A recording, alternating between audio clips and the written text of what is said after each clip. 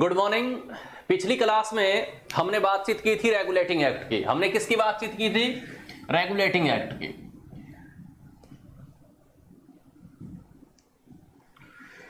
Regulating act की। अब देखिए रेगुलेटिंग एक्ट का काम क्या था।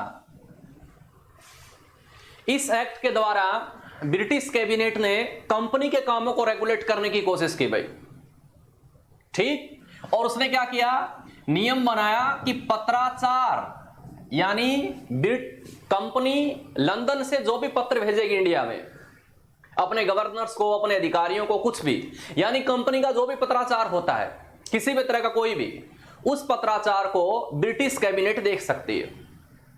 लेकिन सिर्फ देख सकती है, कोई ठोस निर्णय नहीं कर सकती, कोई डिसीजन नहीं ले सकती, सिर्फ देख सकते हो आप।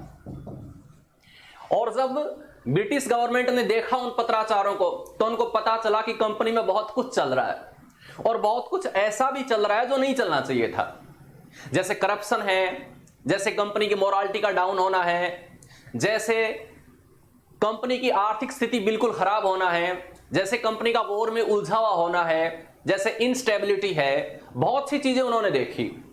तो उनको लगा कि अब सही वक्त है कि हम कुछ ठोस निर्णय लें और कंपनी के कामों को और भी ज्यादा रेगुलेट करें। ठीक है ना, यहां रेगुलेशन की शुरुआत थी, अंत नहीं था भी। रेगुलेटिंग एक्ट कंट्रोल करने की शुरुआत थी।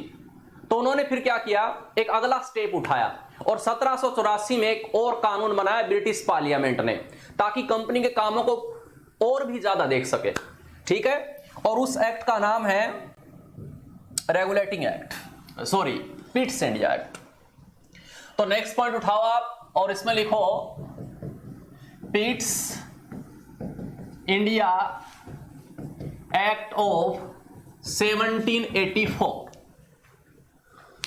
एक चीज याद रखना, ये कोई अलग चीज नहीं है भाई, ये 1773 का जो रेगुलेटिंग एक्ट है उसका नेक्स्ट स्टेप है भाई, अगला कदम है ये, और कुछ नहीं है। ठीक है भाई, यानी कोई भी जो घटना घटती ना इतिहास में, हिस्ट्री में, तो वो घटना सिर्फ एक घटना नहीं होती, वो एक प्रक्रिया होती है, प्रोसीजर होती है। उसे हमें उस प्रोसीजर के हिसाब से देखना चाहिए। तो पिट्स इंडिया एक्ट को कहते हैं पिट्स इंडिया एक्ट, क्यों? क्योंकि वहां के एक पीएम थे ब्रिटेन के, विलियम पिट। इन विलियम पिट ने ये एक्ट तैयार किया था भाई। विलियम पिट ब्रिटेन के इतिहास के सबसे कम उम्र के पीएम में शामिल है भाई। जैसे हमारे देश में सबसे छोटी उम्र के पीएम कौन बने? राजीव गांधी। तो वैसे विलियम पिट ब्रिटेन के इतिहास में है भाई, सबसे कम उम्र के पीएम में से एक है वो। तो विलियम पिट ने ये एक्ट तैयार करवाया, पास करवाया, प्रेजेंट किया, इसलिए इसको कहते हैं पिट्स इंडिया एक्ट। और इसकी सबसे बड़ी खासियत क्या है, इसमें एक नई संस्था बनी, एक नया इंस्टीट्यूट, और उसे कहते हैं बोर्ड ऑफ कंट्रोल। क्या बना? Board of control. ये नया इंस्टीट्यूट बना भाई, बोर्ड ऑफ कंट्रोल। ठीक है, और इस नए इंस्टीट्यूट में कितने मेंबर्स थे? 6 सदस्य बनाए गए इस इंस्टीट्यूट में। और 6 सदस्यों में कौन कौन थे? उसमें 2 तो ब्रिटेन के कैबिनेट मंत्री थे और 4 और लोग थे। ये एक नई संस्था बनाई गई। इसके नाम से ही पता चल रहा है कि ये क्या करेगी? कंट्रोल करेगी। किसको करेगी? कंपनी को। और किस मामले में? इंडिया के प्रशासन के मामले में। ठीक है भाई, तो आप पहला पॉइंट लिखो इसमें। क्या लिखो? पहला पॉइंट पिट्स इंडिया एक्ट में, इसमें लिखो यह अधिनियम ब्रिटेन के प्रधानमंत्री विलियम पिट ने तैयार करवाया था। यह अधिनियम ब्रिटेन के प्रधानमंत्री विलियम पिट ने तैयार करवाया था। British PM William pit was prepared this act. British PM William pit was prepared this act, करवाया था। और सेकंड पॉइंट लिखो फिर, इस अधिनियम के द्वारा बोर्ड ऑफ कंट्रोल, हिंदी में कहते हैं इसको नियंत्रक मंडल। क्या कहते हैं इसको? नियंत्रक मंडल, इस अधिनियम के द्वारा एक नई संस्था बोर्ड ऑफ कंट्रोल यानी नियंत्रक मंडल की स्थापना की गई। इस अधिनियम के द्वारा एक नई संस्था बोर्ड ऑफ कंट्रोल यानी नियंत्रक मंडल की स्थापना की गई। According to this act a new institute according to this act a new institute board of control was established। board of control was established। तो एक नई संस्था बन गई और उसमें मेंबर्स कितने थे ये भी लिख लो, और लिखो इसमें 6 सदस्य थे। which have 6 members, जिसमें 6 सदस्य थे। which have 6 members, तो 6 सदस्य थे। 6 सदस्यों में कौन कौन है भाई? एक तो थे चांसलर ऑफ एक्सचेकर, एक तरह से ये क्या थे? अर्थ मंत्री थे भाई। क्या थे? ब्रिटेन के अर्थ मंत्री, यानी आज के जमाने के फाइनेंस मिनिस्टर कह सकते हैं इनको। क्या कह सकते हैं? Finance minister. दूसरी चीज, एक थे secretary of state, secretary of state. Secretary कहते हैं ब्रिटेन अमेरिका में मंत्री को भाई, मंत्री को मिनिस्टर कहते हैं ना अपन, वहां पर सेक्रेटरी नाम ज्यादा यूज होता है। और उसके बाद में 3 नंबर पर 4 प्रीवी काउंसिल थे भाई, प्रीवी काउंसिल थे। तो कितने हो गए? मेंबर्स थे भाई। क्या थे ये? 6 मेंबर्स थे। इसे आप लिख लेंगे, वैसे कोई पूछेगा नहीं आपसे, ठीक है ना। बोर्ड ऑफ कंट्रोल में मेंबर्स कितने थे? 6, ये याद होना चाहिए। कौन थे ये आपसे नहीं पूछेगा। अब देखिए, जब ये संस्था बन गई बोर्ड ऑफ कंट्रोल, तो एक सवाल पैदा हुआ कि ये करेगी क्या? क्योंकि कंपनी को कामों को तो कौन कर रहा था पहले से? बोर्ड ऑफ डायरेक्टर्स कर रहे थे, कोर्ट ऑफ डायरेक्टर्स। मैंने पिछले एक्ट में आपको बताया था, कंपनी में 2 संस्थाएं थी, कोर्ट ऑफ प्रोप्राइटर्स और कोर्ट ऑफ डायरेक्टर्स, स्वामियों का अधिकरण और निदेशक मंडल। तो सवाल पैदा हुआ, ये जो नई संस्था बनेगी ये क्या करेगी? क्योंकि सारे काम तो कंपनी में कौन करता था? सारे काम कंपनी में करता था निदेशक मंडल, यानी बोर्ड ऑफ डायरेक्टर्स। उसको आप बोर्ड ऑफ डायरेक्टर्स कहो या फिर आपको क्या कहो? कोर्ट ऑफ डायरेक्टर्स कहो, बात एक ही है। अब ये सवाल पैदा हुआ, ये क्या करेगा? तो आपस में द्वंद्व पैदा हो गया। क्या हो गया? द्वंद्व, संघर्ष, कॉन्फ्लिक्ट। तो इसका समाधान भी इस एक्ट में दे रखा है, ठीक है। अब उन्होंने क्या किया, इस एक्ट में कंपनी के कामों को बांट दिया। कंपनी के कामों को क्या कर दिया? बांट दिया। जैसे कंपनी के जो मामले हैं, तो कंपनी में अब कितनी संस्थाएं हो गई? 2 जो पावरफुल इंस्टीट्यूट थे। पहला कौन सा था? वही board of directors, board of directors, जिसकी संख्या 1773 के एक्ट में 24 डिसाइड की थी। उसके पास सारी पावर थी इंडिया में शासन चलाने की।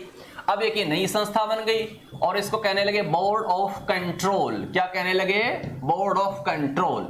यह था निदेशक मंडल और यह था नियंत्रक मंडल, नियंत्रक मंडल। अब इनमें आपस में संघर्ष शुरू हुआ। तो इस संघर्ष का समाधान कैसे किया गया? इसे कंपनी के व्यापारिक मामले दे दिए गए भाई। क्या दे दिए गए? व्यापारिक मामले, यानी ट्रेड से संबंधित इश्यूज, इसको संभाल दिए गए कि कंपनी जो भी व्यापार करेगी, इंडिया में ट्रेड करेगी, सारे मामले तुम संभालना। तो इसका काम ये हो गया। और इसको क्या दे दिए गए? राजनीतिक और प्रशासनिक मामले दे दिए गए, या कहें कि पॉलिटिकल इश्यूज दे दिए गए भाई। तो राजनीतिक मामले इसे दे दिए गए। इसका मतलब इंडिया में कंपनी जो भी युद्ध करेगी, वॉर करेगी, कोई शांति संधि करेगी, ट्रीटी करेगी, कुछ भी करेगी, सब ये संभालेंगे। तो अब समस्या खत्म भाई। ये क्या करेंगे? व्यापार करेंगे। ये कंपनी के लोग हैं, कंपनी के मैनेजर थे, कंपनी के मालिकों ने इनको चुना था। तो ये व्यापार करेंगे, व्यापारिक मामले संभालेंगे, ये राजनीतिक मामले संभालेंगे भाई। तो बन गई 2 संस्था। इसमें कितने मेंबर्स थे? 6 थे। अब एक चीज और की, एक चाल और की। ये सरकारी तंत्र था भाई, ब्रिटिश गवर्नमेंट का पार्ट था एक तरह से बोर्ड ऑफ कंट्रोल। तो एक चाल और की, इस बोर्ड ऑफ डायरेक्टर्स का हेड किसको बना दिया गया? अध्यक्ष किसको बना दिया गया? इसका अध्यक्ष बनाया गया सेक्रेटरी ऑफ स्टेट को।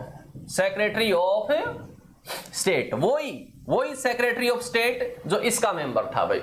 और वो ब्रिटिश कैबिनेट का मेंबर था, यानी ब्रिटिश कैबिनेट मिनिस्टर था वो सेक्रेटरी ऑफ स्टेट। इसको इसका अध्यक्ष बना दिया गया। तो आप उतारना चाहो तो इसको उतार लो भाई, ठीक है, कंपनी के मामले थे दो, ट्रेड इश्यूज, पॉलिटिकल इश्यूज, इन दोनों को डिवाइड कर दिया। राजनीतिक मामले ये संभालेगा और व्यापारिक मामले ये संभालेगा, बस इतनी सी बात है। ठीक है भाई, अब देखिए आगे बढ़ते हैं। अब देखिए इससे क्या साबित होता है, इससे यह साबित होता है कि 1784 में एक नई संस्था बनी और उसका नाम बोर्ड ऑफ कंट्रोल था, और उससे उस नई संस्था के बनने से जो नए विवाद पैदा हुए उनका समाधान इसमें किया गया है 84 के एक्ट में, और कुछ नहीं है बस। ठीक है, तो आपको इसको उतारने के बाद क्या करना है, कुछ पॉइंट्स लिखने हैं भाई। अब हम आपको यह बताएंगे कि एग्जाम में सवाल क्या पूछेगा आपसे, एग्जाम में आपसे सवाल क्या पूछेगा, इसके बारे में हम क्या करेंगे, बातचीत करेंगे भाई। ठीक है, तो चलो बातचीत करते हैं। आपको इस एक्ट में क्या याद होना चाहिए, जितने भी एग्जाम्स होते हैं लगभग सभी एग्जाम में, एक तो आपको यह पता होना चाहिए एक्ट किसने तैयार किया था और किसने पेश किया था, और वो नाम था विलियम पिट, जो ब्रिटेन के पीएम थे। दूसरी बात ये पता होनी चाहिए इसी साल 1784 में क्या बना, एक नई संस्था इस एक्ट के तहत, जिसे कहते हैं बोर्ड ऑफ कंट्रोल। इसमें अगर मेंबर्स याद ना रहे 6 थे, क्या कौन थे, तो कोई बड़ी बात नहीं है, आपको बस ये याद होना चाहिए। और एक तीसरी चीज, अब कंपनी में दो संस्थाएं हो गई भाई, board of directors and board of control, तो इससे कंपनी में शुरुआत हुई द्वैध शासन की। किसकी, द्वैध शासन की, यानी डुअल गवर्नमेंट की, ये हुई कंपनी में शुरुआत। अगर आपसे कोई पूछे, देखिए द्वैध शासन इतिहास में 3 तरह आ सकते हैं। एक तो बंगाल का द्वैध शासन है 1765 से लेकर 72 तक, है कि नहीं बंगाल में द्वैध शासन 1765 से 72 तक, ठीक है। और दूसरी चीज 1919 के एक्ट के तहत इंडिया में स्टेट्स में द्वैध शासन कायम किया गया था, उसे डायआर्की कहते हैं, इसको डुअल गवर्नमेंट कहते हैं। तो इतिहास में, इंडिया के इतिहास में 3 द्वैध शासन है भाई, एक तो बंगाल में किया गया, एक 1919 के एक्ट के तहत स्टेट में किया गया, फिर उसे सेंटर में अप्लाई करने की कोशिश की 1935 के एक्ट के तहत, और एक कंपनी का द्वैध शासन है। तो आप तीसरा पॉइंट लिख लो, लास्ट पॉइंट, 2 पॉइंट्स तो हम करवा चुके हैं, तीसरे पॉइंट में लिख लो, इस अधिनियम के द्वारा कंपनी में द्वैध शासन की स्थापना की गई। इस अधिनियम के द्वारा कंपनी में द्वैध शासन की स्थापना की गई, द्वैध शासन की स्थापना की गई। ठीक है भाई, द्वैध शासन की स्थापना की। According to this act a dual government system established in company. According to this act, a dual government system established in company. हकीकत में इस एक्ट की इंपॉर्टेंस क्या है, इस एक्ट की इंपॉर्टेंस इतनी है कि यहां पर जो बोर्ड ऑफ कंट्रोल स्थापित किया था ना हमने, किसको किया गया, बोर्ड ऑफ कंट्रोल जो हमने स्थापित किया था, ये पता कब तक चलता रहा, ये 1856 तक ऐसे ही चलता रहा, ठीक है ना। और इसको 1858 में खत्म किया गया, ठीक है। 1858 में जब एक नया कानून बना तो खत्म किया गया।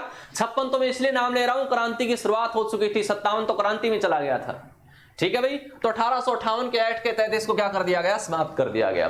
तो 1784 से लेकर 1858 तक यही सिस्टम चलता रहा भाई कंपनी में, ठीक है ना, ये द्वैध शासन सिस्टम ही चलता रहा, ठीक है ना। तो आज की कहानी यही भाई, पिट्स इंडिया एक्ट के बारे में हमने बातचीत की, छोटी सी बात थी, बस एक बोर्ड ऑफ कंट्रोल याद रखना है। इसके बाद हम आगे बढ़ेंगे और 1793 का एक्ट है, 1813 का है, फिर 33 का है, फिर 53 का है, ऐसे 3-4 और छोटे मोटे एक्ट्स हैं, उसे हम करेंगे, ठीक है। धन्यवाद।